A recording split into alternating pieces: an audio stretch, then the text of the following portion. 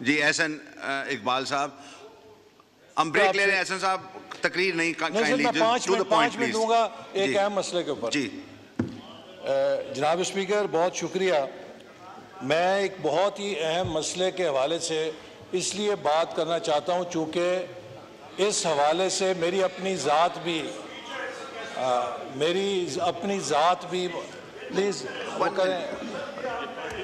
Government کا دیکھیں، government کا کوئی ویو ہے تو we have to you will get your time. نہیں ایسا نہ کریں. جی آپ بول لیں، جلدی بولیں پلیز. میں ایک بہت ہی اہم مسئلے کی طرف توجہ دلانا چاہتا ہوں جو کہ سوات کے اندر واقعہ پیش آیا ہے، اور ایک اور موب لنچنگ کا واقعہ جس کے نتیجے میں آج پوری دنیا میں پاکستان کی جگ ہنسائی ہو رہی ہے، اور خاص طور پہ ہمارا ہمسایہ ملک کہ جہاں پر مسلمانوں کی بھی موب لنچنگ ہوتی ہے، اس کا میڈیا بھی ہمارا مذاق اڑا رہا ہے.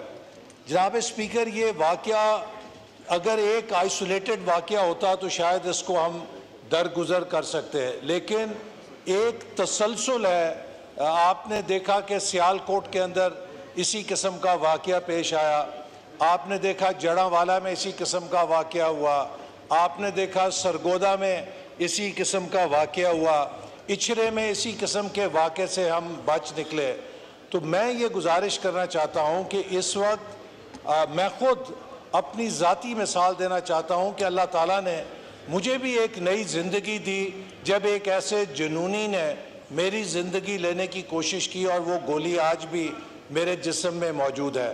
میری آپ سے یہ استدعا ہے کہ ہمیں اس ایوان کو اس واقعے کا نوٹس لینا چاہیے، چونکہ ہمارا معاشرہ ایک ایسی تباہی کے کنارے پہ پہنچ چکا ہے کہ جہاں پر اسٹریٹ جسٹس، موب لنچنگ کے ذریعے ہم دین کے نام کو استعمال کر کے آئین، قانون، ریاست کے تمام بنیادی اصولوں کو پیروں تلے رونتے ہیں. اور جناب اسپیکر دیکھیے کتنے افسوس کی بات ہے کہ اسلام جس نے ہمیں یہ تعلیم دی کہ اگر کافر کی لاش ہے اس کی بھی حرمت کا احترام کیا جائے، ہم نہ صرف یہ کہ موب لنچنگ سے لوگوں کو مارتے ہیں بلکہ ان کی لاشوں کو آگ لگا کر اس کو تماشا دیکھتے ہیں. اس کے بارے میں ایک روایت ہے کہ جس کے راوی حضرت ابو ہریرہ رضی اللہ عنہ ہیں. انہوں نے کہا کہ ایک دفعہ ہم کسی غزوے پہ یا کسی مشن پہ جا رہے تھے تو کوئی ایسے 2 لوگ تھے کہ جو دشمن تھے. نبی پاک صلی اللہ علیہ وسلم نے ہمیں کہا کہ اگر ان 2 لوگوں کو پاؤ تو انہیں جلا دینا. لیکن پھر انہوں نے کہا کہ جب ہم گئے تو انہوں نے کہا نہیں، میں اس بات کو واپس لیتا ہوں، انہیں قتل کر دینا، چونکہ جلانے کا حق صرف اللہ کی ذات کو ہے، صرف خدا کی ذات کسی کو جلا سکتی ہے. آپ دیکھیے کہ ہم یہاں پر لوگوں کو زندہ مار کے ان کی لاشوں کو جلا کر کس قسم کا دنیا کے سامنے پیش کرتے ہیں. اور اسی طرح جنگ کے اندر بھی مسلمانوں کو یہ تاکید ہے. پوائنٹ آ گیا احسن اقبال صاحب، ابھی یہ کھولیں جی، مائک کھولیں. ہم کسی کی لاش کی بے حرمتی نہیں کر سکتے. تو جناب اسپیکر یہ ایک ایسا اہم مسئلہ ہے کہ اگر ہم نے اس کا نوٹس نہ لیا تو یہ انارکی ہمارے ملک کے اندر ہمیں جلا دے گی. اس وقت دیکھیے میں صرف یہ بات پوچھنا چاہتا ہوں کہ کیا ہم یہ کبھی سوچتے ہیں کہ ہم دنیا میں کہاں کھڑے ہیں؟ 1 ارب مسلمان ہیں، 1 کروڑ کی آبادی ہے اسرائیل کی، اس نے ظلم و ستم کا بازار گرم کر رکھے اور ہم بے بس ہیں. کیوں؟ کہ آج دنیا میں ہم تعلیم میں سب سے پیچھے ہیں، دنیا میں ہم صحت میں سب سے پیچھے ہیں، دنیا میں ہم سائنس میں سب سے پیچھے ہیں، دنیا میں ہم عمل کے اندر سب سے پیچھے ہیں. ہم سب پرچم اٹھا کے کھڑے ہو جاتے ہیں توہین رسالت کا. ایک منٹ بس ختم کر رہا ہوں میں. لیکن کیا کبھی کسی نے اس بات پہ بھی سوچا ہے کہ نبی پاک صلی اللہ علیہ وسلم نے کہا کہ جو ملاوٹ کرتا ہے وہ ہم میں سے نہیں ہے؟ تو ہم نے جو دین کو ایک استعمال کیا ہے وینڈلزم کرنے کے لیے معاشرے میں، میں سمجھتا ہوں کہ علماء کرام کا فرض ہے کہ وہ اس کا نوٹس لیں اور خاص طور پہ اس ایوان کی ایک خصوصی کمیٹی بنائی جائے جو ان تمام واقعات کے محرکات کا جائزہ لے کر ایک قومی لاہ عمل دے کہ ہم کس طریقے سے ایک سیولائز سوسائٹی کے طور پہ رول آف ایک روایت ہے کہ جس کے راوی حضرت ابو ہریرہ رضی اللہ عنہ ہیں. انہوں نے کہا کہ ایک دفعہ ہم کسی غزوے پہ یا کسی مشن پہ جا رہے تھے تو کوئی ایسے دو لوگ تھے کہ جو دشمن تھے. نبی پاک صلی اللہ علیہ وسلم نے ہمیں کہا کہ اگر ان دو لوگوں کو پاؤ تو انہیں جلا دینا.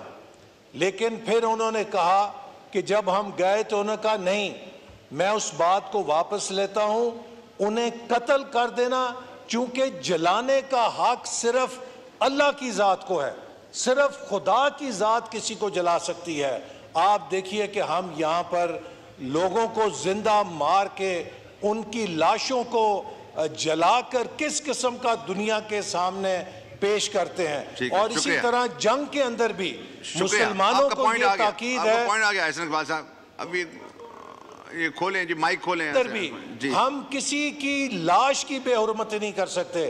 تو جناب اسپیکر، یہ ایک ایسا اہم مسئلہ ہے کہ اگر ہم نے اس کا نوٹس نہ لیا تو یہ انارکی ہمارے ملک کے اندر ہمیں جلا دے گی.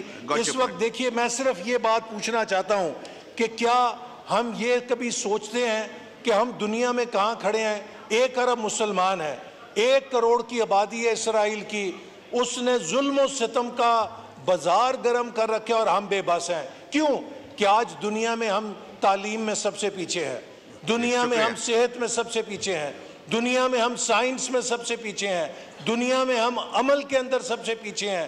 ہم سب پرچم اٹھا کے کھڑے ہو جاتے ہیں توہین رسالت کا. ایک منٹ بس ختم کر رہا ہوں میں.